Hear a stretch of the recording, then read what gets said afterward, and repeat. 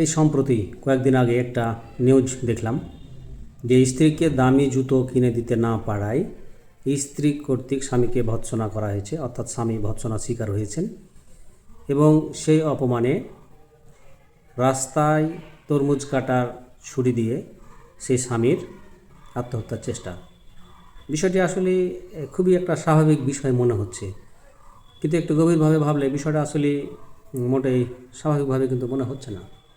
কারণ একজন স্বামীর জন্য বা কম উপার্জনক্ষম, অক্ষম, দুর্বল একজন স্বামীর জন্য এটা আসলে খুবই একটা চাপের বিষয়, বেদনার বিষয়। কারণ একজন পুরুষের উপার্জন ক্ষমতার বাইরে যখন তার দাম্পত্যের বা পরিবারের সদস্যবৃন্দ যখন বিভিন্ন খরচের তাগিদ দিতে থাকে, তখন স্বাভাবিকভাবে একজন পুরুষ সেটা আসলে মেনে নিতে পারে না। তখন আসলে এই যে বিভিন্ন অপ্রীতিকর এবং জীবন দেওয়ার মতো ঘটনা আসলে ঘটতে থাকে, যেটা আর কি বললাম। এক্ষেত্রে স্ত্রী যদি চাকরি করেন বা ব্যবসা বাণিজ্য করেন, এক্ষেত্রে স্ত্রী তার চাকরির বেতন বা ব্যবসায় লভ্যাংশ দিয়ে নিজের ইচ্ছা মতো যেভাবে চলতে পারেন ইচ্ছা করলে। সেক্ষেত্রে কিন্তু স্ত্রীর চাকরির বেতন বা ব্যবসার লভ্যাংশে স্বামীর কিন্তু কোনো অধিকার নেই, হক নেই। এটা শরীয়তি একটা বিধিবিধান যে ইচ্ছা করলে যদি স্ত্রীর চাই ক্ষেত্রে স্বামীকে কিছু দিলেও দিতে পারে, না দিলেও দিতে পারে। এটা হচ্ছে শরীয়তি বিধান। কিন্তু এই স্বামীর উপার্জনে, স্বামীর টাকাতে স্ত্রীর এবং পরিবার পরিজনের হক বিদ্যমান। কিন্তু আরেকটা জিনিস দেখেন যে একজন পুরুষ ইনকাম করেন হচ্ছে 10 টাকা। এই 10 টাকা ইনকামকৃত একজন পুরুষের তার পরিবার বা স্ত্রী কর্তৃক যদি 15 টাকা খরচের বাজেট নির্ধারণ করে ফেলেন, তাহলে সে স্বামী যায় কোথায়? এটা কোন শরীয়তে পড়ে? আমরা আসলে পুরুষ হিসেবে আসলে মোটেও বুঝতে পারি না যে আমার ইনকাম 10 টাকা, আমি এখন 15 টাকা খরচ কীভাবে করব। আমাদের তো উচিত আসলে আয় বুঝে ব্যয় করা।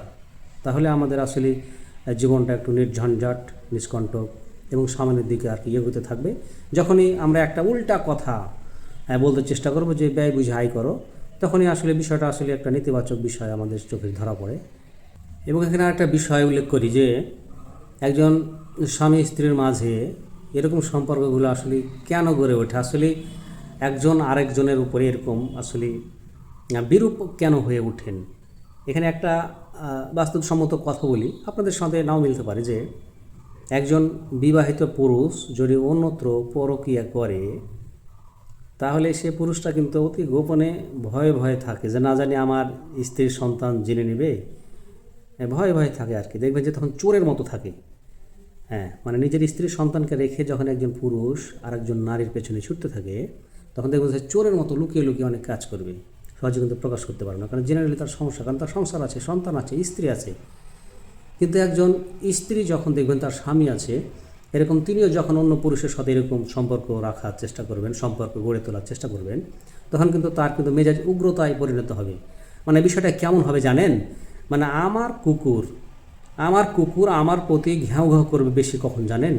যখন আমার কুকুরকে অন্য কেউ খাবার দেবে, তখন সে কুকুর কিন্তু আমার প্রতি ঘ্যাও ঘ্যাও শুরু করবে। আমরা বাজার ঘাটে গিয়ে 5-10টা টাকা বাঁচানোর জন্য আপ্রাণ চেষ্টা করি, সওদাওয়ালার সাথে কত তর্কাতর্কি চেষ্টা করি, সময় ব্যয় করি যে 5টা টাকা 10টা টাকা যদি বাঁচে তাহলে আমাদের সন্তানের একটা কলম কেনা হবে। কিন্তু আসলে আমাদের বিপরীত লিঙ্গের হিসেবে ইনারা ভাবতে চেষ্টা করেন না আর কি। এক্ষেত্রে আমাদের খুবই একটা পেরেশানিতে পড়তে হয় আমাদের, যে আমাকে এখন আয় বুঝে ব্যয় না করতে হয়, এখন আমাকে এমন করতে হবে যে ব্যয় বুঝে আয় করতে হবে।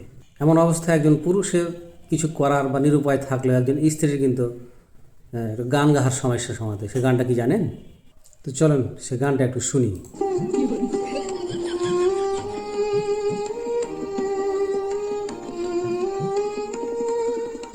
ভাতারের ভাত খাবো না, মা বলো বাবাকে, নাঙের ভাতে বেগুন পোড়া মা মজা লেগেছে,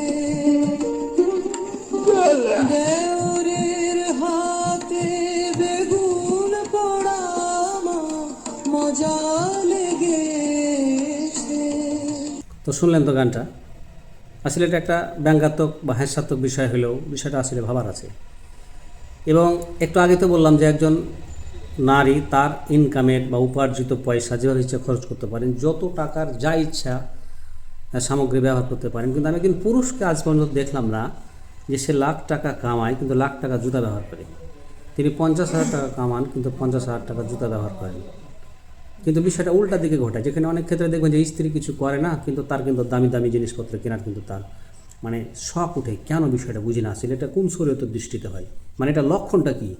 তো আমাদের পুরুষদের একটু চোখখান খোলা রাখতে হবে, সতর্ক থাকতে হবে। আসলে অন্যের উপর রাগ করে তো আসলে নিজের ক্ষতি করা যাবে না। এবং এই অবস্থায় দেখেন যে ওই যে আত্মহত্যার চেষ্টা করা সে স্বামীটা মনে করেন যে মারা গেল বা মারা গেছে, এখন আমরা তাকে শুধু একটা দোষী দিই যে নিজের জীবন নিজের দিতে চেষ্টা করছেন। এটা আসলে খুবই ঘোর মানে অপরাধ, মানে অক্ষমার হয়ে একটা অপরাধ করে ফেলেছে। নিজের জীবন তিনি নিজে দেওয়ার চেষ্টা করছেন।